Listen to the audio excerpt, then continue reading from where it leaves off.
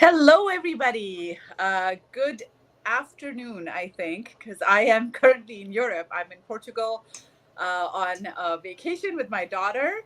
It's 5 p.m. for me. I believe in Toronto it's noon, and in other parts of the world, if you're joining from somewhere else, it's different time. So whichever time you are in, good morning, good afternoon, good evening. Thank you so much for joining today. It's a really great topic. I'm going to keep it super interactive. Please keep typing your comments and your questions. It'll be short and sweet because, one, I want to give back some of your time. And also, I want to get back to my vacation with my daughter as well. So, just as an update, I've had a pretty intense week. Last week was my graduation. I am now officially a doctor. Got my MD, which was great. Woohoo! And a lot of my wonderful friends joined me in celebrating, which was just so meaningful and wholesome. And then we flew out to Portugal and Spain. So I'm with my daughter here, my younger daughter, and we're doing the Camino hike, the trail from Porto up to Santiago, and then spending a few days exploring Spain as well. So right now I'm in Lisbon, and it's a beautiful, beautiful city. Very hot in the afternoon, so this is perfect timing. I'm in my hotel room. We're gonna do this, and then we're gonna head out to explore some more. So today's topic is creating opportunity in adversity. And when I think about adversity, uh, you hear this phrase that what doesn't kill you makes you stronger, or you are where you are because of what happened to you.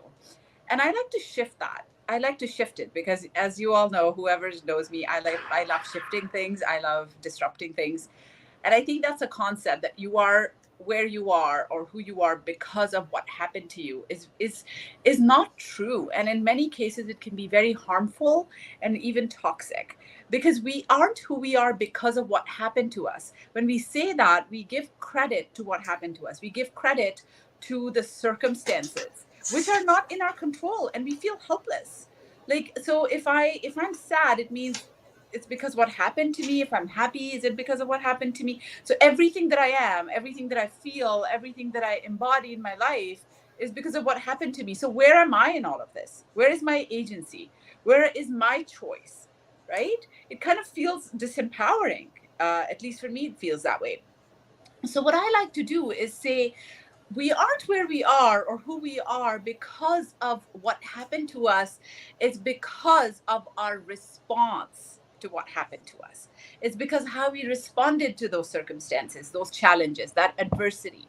And about adversity, it happens to everybody. All of us face adversity to some degree. All of us face challenging circumstances in various degrees and ways and shapes and forms. And it's often out of our control. Many of you who might know my story and how I got to where I am, a lot of times getting into a marriage at the age of 16, or being subjected to abuse, or being held back from my education, all those things were not in my control. I was a child when I was subjected into all of that. So I didn't really have any agency. So if I'm told that, I am who I am because of what happened to me, it almost justifies the atrocities I was subjected to, the abuse and the trauma that I was subjected to. It's almost like giving trauma that credit. Like, I'm who I am because of what happened to me. So what happened to me must be good, right? Because I'm good now. I have a great life. So all that was worth it. And that's not a good way to think about things, because I don't want to give any of that credit to what happened to me, or to the people who subjected me to abuse or adversity, or the people who were horrific to me and did horrific things. And when we say that, we almost, glorify trauma. We glorify things that are not good. Like, so putting a child into child labor is good, child marriage is good, abuse is good because of somebody who happened to get out of it and be in a good place. That is not okay. Absolutely not.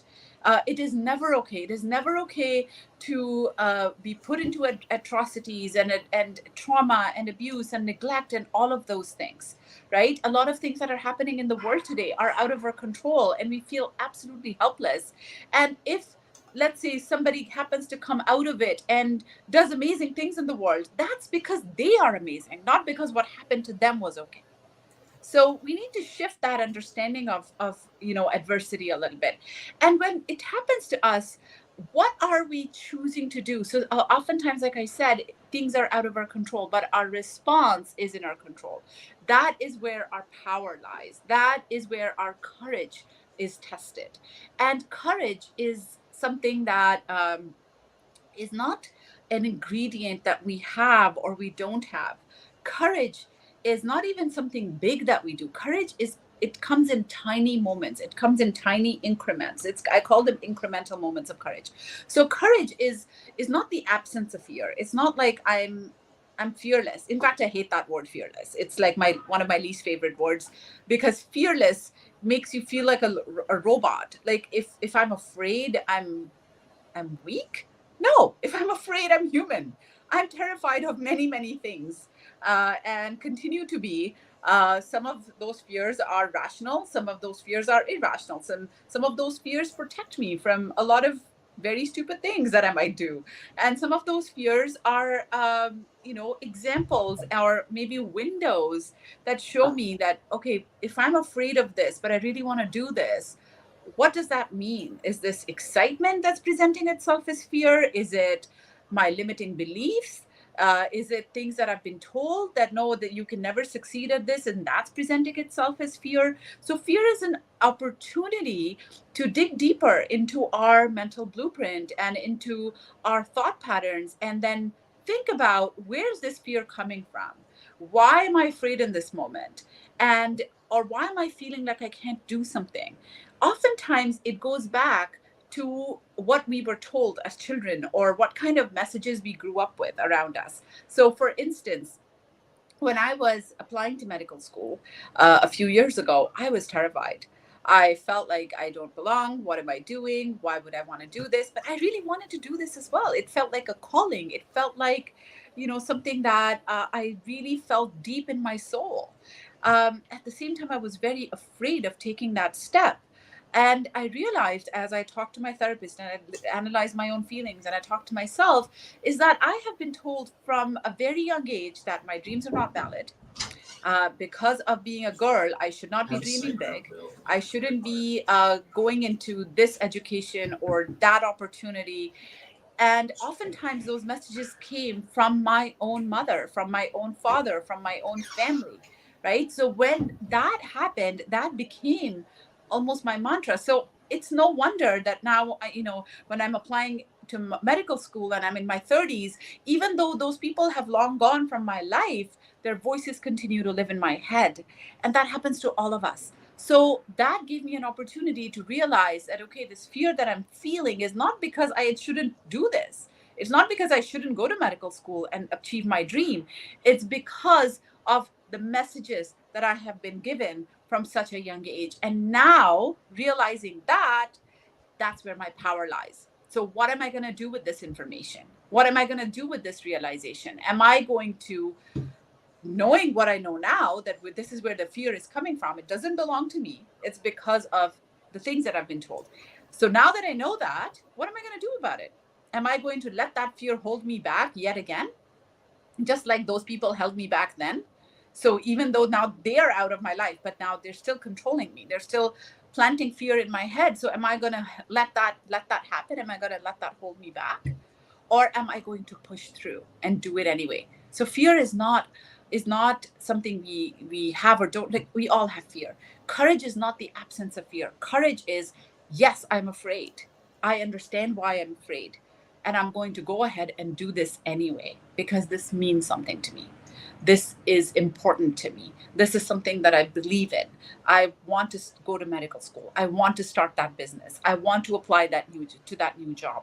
I want to reinvent my career. I want to reinvent myself. I want to work on my mental health. Whatever it is that you're afraid of, understand where that fear comes from and then make a conscious choice on whether you're going to let that fear hold you back or propel you forward. And that is where your power lies. That is the response to adversity, which is your superpower and which is your game changer.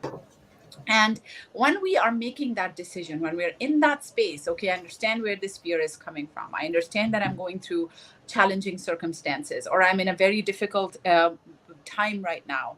I'm going through a lot of adversity. What am I going to do? What are some skills we can embody, or what are some tips that we can use? And you know me, I'm all about practical takeaways that you can implement in your life right away. So what are some things that we can do in that time while we're in that storm to keep our calm, to ground ourselves, and to make a decision that is coming from a place of power rather than coming from a place of fear? So on that note, I'm going to just give you a few tips that might help you in those moments, and hopefully that works. And if there's something else you do that I can learn from, please, please, please share, because we are all here to learn from each other, and this is a very open and human space. It's very human right now, because trust me, I'm feeling like I'm not at all camera ready. I haven't done my hair in like I don't know how many days, and my wonderful social media manager Andrea just said to me, Samra, you look authentic, and I'm like, yeah, a bit too authentic for my comfort right now, but here we are. So very human space, and I'm going to talk a little bit about some of those things that I use, and hopefully that might help you. So, first of all, is the importance of how we talk to ourselves. That is our self dialogue. What are we doing? How are we speaking to ourselves? What is that mental script that is going in our minds? So, oftentimes, when we face a challenge, we go with either one of two things. We either shame ourselves, which never works. Shame shuts down the learning centers of our brain. Or we boost our self-esteem. Oh, I'm going to get through this. I'm going to show them. I'm going to get that next job. I'm going to get that next degree. And that used to be me. It used to be me for a very long time, maybe still is to some extent, right? And that's kind of that rebellion answer that, okay, people are putting me down, I'm going to bounce back even harder, right? And you hear a lot of songs about that. What doesn't kill you makes you stronger. I'm unstoppable. I'm a champion. All those things. Trust me, I have them all on my playlist when I need them. And that's really good to have that motivation. But before we do that, before we motivate ourselves to pick up and bounce back stronger and go after that next thing or take that next step, first we have to acknowledge what we're feeling now. We have to give ourselves kindness and compassion in the moment. If I am sad, it is okay to feel sad. It does not make me a sad person. If I am feeling weak, it's okay to feel weak. It does not make me a weak person, right? So the trick that I use then is to, first of all, talk to yourself like you talk to a loved one. Imagine the person you love the most, the absolute most, that someone who's so dear to you, you cannot imagine saying anything bad to them. And if they're having a tough time, if they're going through some adversity, some challenge, and they come to you for support, would you ever say to them, oh, come on, you can do this, get back up, why are you being so weak, go after that next promotion, go, and there's no, you wouldn't do that. At least not right away. You would give them a hug, you would be kind to them, you would normalize their feelings, you would validate them, right? You would say to them, it's okay to feel sad, you're going through a lot right now. You give them empathy and kindness, and that is what we have to give to ourselves as well. We deserve our own empathy and kindness and love first and foremost. So that is like the number one thing. If there's one thing you take away from this, is that practice of self-compassion and kindness, because hardships stay with us. When we, even if we move on, we don't move on from adversity, we move on with it. So when we move on with it, there will always be moments when we will have um, those waves of feeling come up, those discomfort come up, pain come up, trauma come up, whatever it is that you're dealing with. So in that time, it's really important to give yourself a hug, to talk to yourself kindly, talk to yourself like you would talk to the person you love the most, and be very, very, very kind to yourself. The second thing is to keep gratitude. I cannot stress how important that is. It is hard to do sometimes when we are facing so many challenges and we're like, it's a struggle. It's a real struggle to find something positive. And this is something I was actually talking with my daughter a few weeks ago, and she's taken it to heart. And we've had some conversations about it. Is because when we were, there's very disturbing and very and really hard stuff we're watching on the news these days. It's painful. We're having conversations at home, we're feeling a lot of things, we're feeling a lot of pain, and we feel absolutely helpless. And what can we do? And when we have these bad days, and we're going through challenges in our life, we're going through challenges at work, we're going through challenges at school, right? Where do we find things to be grateful for? And we have made it a practice as a family, whenever we can, if we remember to, which we try to, is to really force ourselves to think of at least three things every day that we're grateful for, and not generic things like I'm grateful for my life, or I'm grateful for food, or I'm grateful for something generic that's always there. Find specific things. What am I grateful for today? What happened today that I'm grateful for? So imagine yourself having a really, really bad day, a really hard day, and then thinking to yourself, okay, I need to force myself to think of three things that happened today that I'm grateful for. Three specific things. And it's an exercise, and sometimes you have to do mental gymnastics to find it, but I promise you, you will find it. It can be as simple as, I'm really grateful that I went out and somebody smiled at me. I'm really grateful for the breeze that I felt on my skin, and it made me feel like I was being given a hug. I'm really grateful for the fact that I was able to taste this food that mom made, or that I got from somewhere, and I was able to enjoy that moment with a friend.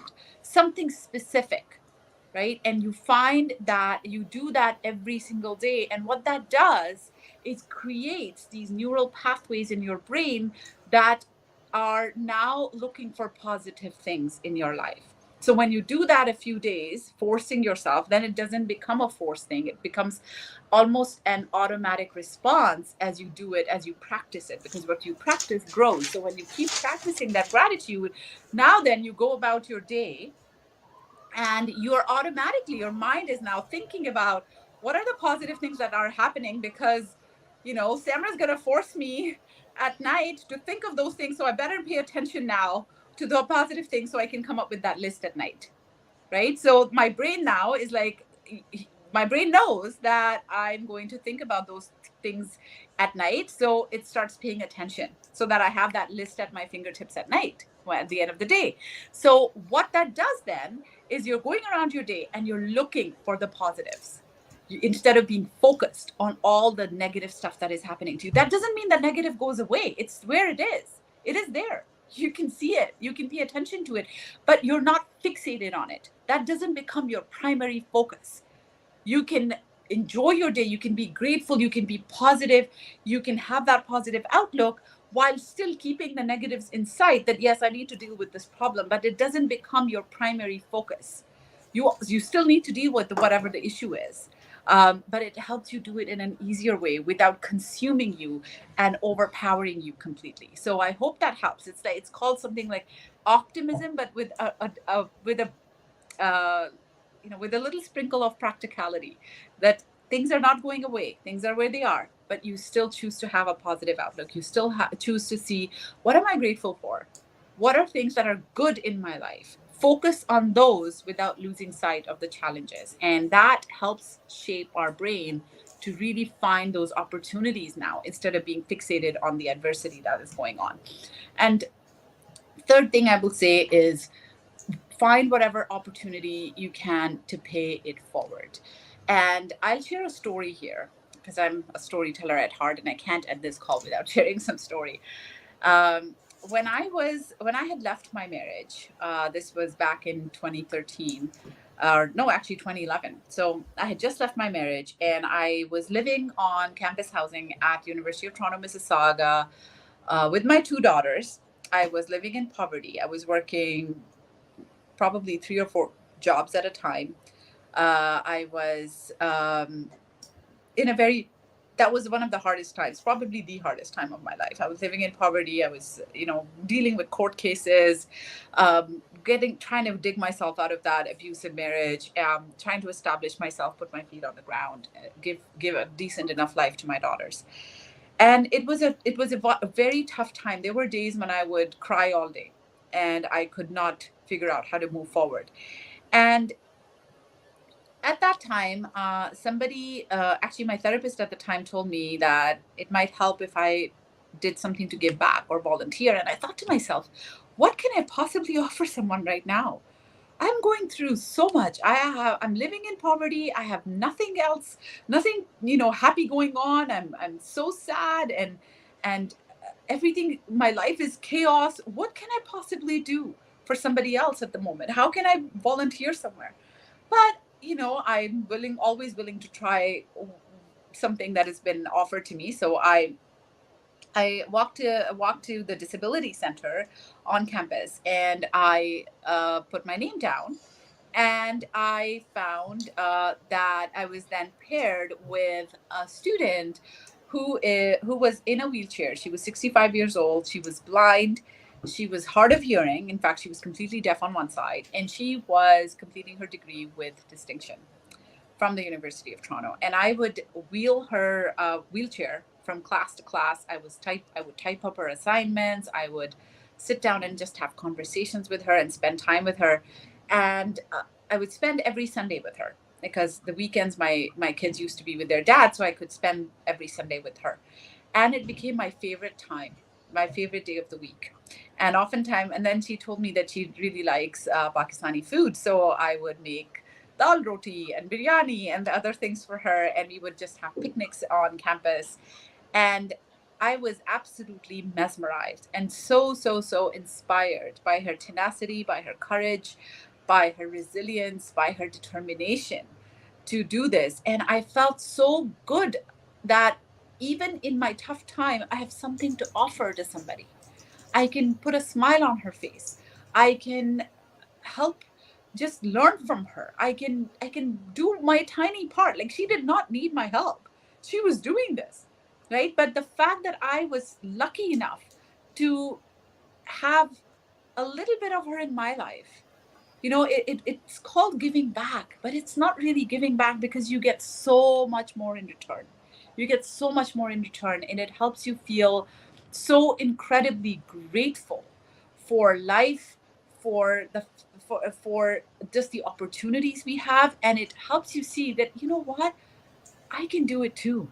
If somebody else is doing it in their challenges, and I'm not trying to quantify challenges, or I hate this kind of trauma Olympics sometimes you get into, or you've been through so much, I haven't been through that. I mean, adversity is subjective, like, so if we try to quantify that, this person went through this much and this person went through this much, like, how are we going to measure adversity? It's our response. Like, some people, uh, you know by the same kind of adversity, may not have any, like, trauma at all, and some people may be completely traumatized, right? So, and that is just how we are built as human beings. Other things may affect one person and not the other. So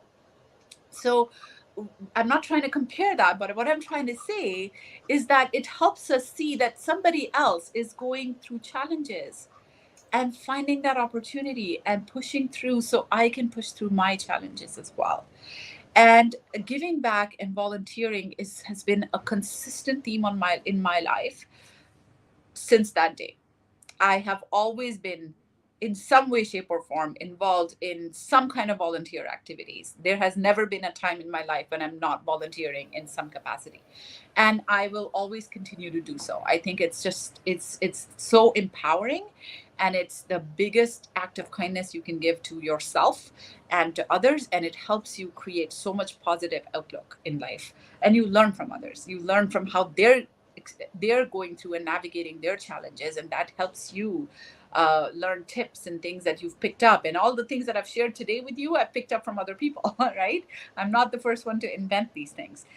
So lastly, I will share a few resources that help me. I'm a big audiobook listener, so some of the audiobooks that have been helping me recently, on, like I said, how we talk to ourselves and give compassion to ourselves. Dr. Shauna Shapiro's book, Good Morning, I Love You. I love that book. I also, Kristen Duff is another example. Her book on self compassion is incredible. I do watch TED Talks as well. There's a TED Talk. I will post it in the comments later, but there's a TED Talk done in TEDx San Francisco by a photographer who does time-lapse photography. And I think it's called Gratitude. So if you actually Google or go on YouTube and just type in Gratitude TED Talk SFO, you'll find it. But I love that talk. I think I watch it at least once or twice a month, because it just the beauty of the world and the images that they've captured and the voice in the back, it's all about gratitude. I absolutely love that. Whenever I'm feeling low and down, I watch it, and it's an instant boost of positivity. Also, I meditate. So again, Spotify, YouTube, lots and lots of free meditations, guided meditations you can do. um, I love visualization meditations, because it's not just about, like, of course, you do the breathing exercises and whatnot, but then you're actually visualizing something in your mind, where you visualize yourself in a forest, in an ocean, or climbing a mountain or something, and it becomes your own visualization. And now I've actually started to visualize things even when I'm not meditating. I do quite a lot of work on, like, even when I'm going for an exam, I just close my eyes and visualize that I've passed it. Visualize that I got into med school. In fact, when I applied to medical school, I drafted in my notes on my phone my LinkedIn post that I would then put up when I got into med school. And a year later, when I got in, I actually copy pasted that exact same post.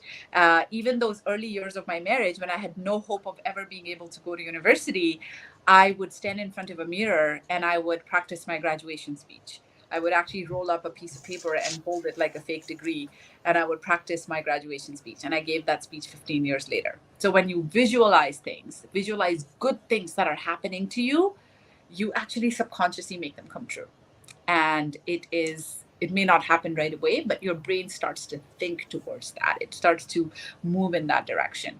So believe in that positivity, believe in good things, believe that good things will happen to you. Practice that belief consciously every single day, and I promise you it will work. So make your own toolkit of self-care, uh, and create space for that inner wisdom of yours as well. We listen to so many people, we go to so many people for advice when we need advice. But we go to 10 different people, they will get 10 different types of advice.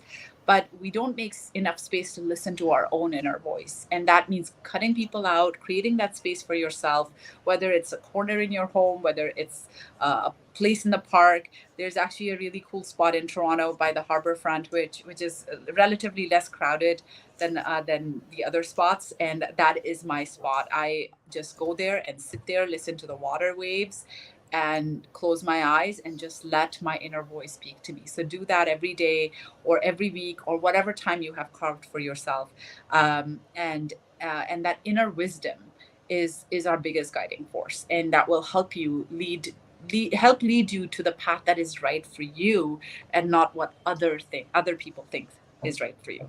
So I hope that helped. I'm going to see if there are any questions. Um, yes, Andrea, you found the video. That is the video. What message would you give your kids or younger ones about not letting your past hardships determine a negative outset and use it as a springboard for change or drive to succeed? That's a great question. And I've shared a few things that I say to my kids a lot of times, is that our hardships do not define us. They are not us. They don't make us who we are. Like I was sharing in the beginning of this video, that this idea that we are who we are because of what happened to us, I think it's very toxic, it's outdated, it needs to be turned up its head. We are not who we are because of what happened to us. We are who we are in spite of what happened to us. We are who we are because of our response to what happened to us. And that is empowering, because we know we have something, we have power. We have power. That's why two people can go through the exact same circumstances and come out in very different outcomes, because their responses were different, right? So that hardship that you faced, that challenge that you faced in life, if you respond to it with, this is gonna break me forever and I'm done, then then that is when you're letting that hardship or challenge have power over you for the rest of your life. But if you respond to it, yes, that happened, I can't change that, but I am going to continue to look for the positives, get help, ask for help. Asking for help is a big one. I am the In fact, I held a little graduation party after graduating last week from medical school, and I went around the room and thanked everybody, and everybody in that room had a story, and I had a story with them. These most people, I was like, how I met them was I met them somewhere and I asked them, can you please be my mentor? Can you please be my mentor? And that became the theme of the night, the sentence of the night. Samra's sentence is, can you be my mentor? So asking for help is a big one. Paying it forward is a big one. Giving back is a big one. So when we do that, it creates that positive outlook and our positive mindset. And then we know that what happened to us doesn't define us, and we have power over how we choose to steer our life going forward. And you keep doing that enough times, and you keep responding in that, I'm going to respond with courage, and I'm not going to let that fear hold me back, because I believe in something, and it will change your life's trajectory completely. And you are in the driver's seat of your life. Don't let what happened to you or other people take that seat. You own that seat. I think that's all we have for questions and comments. Well, thank you so much for joining today. I hope I've said something that may have stayed with you. We'll keep doing these more regularly once I'm back from vacation, but definitely maybe one more during this next month as well. And thank you so much for joining. Please, please, please take care of yourself, take care of each other, and I will see you soon. Bye bye. Have a great summer, everyone.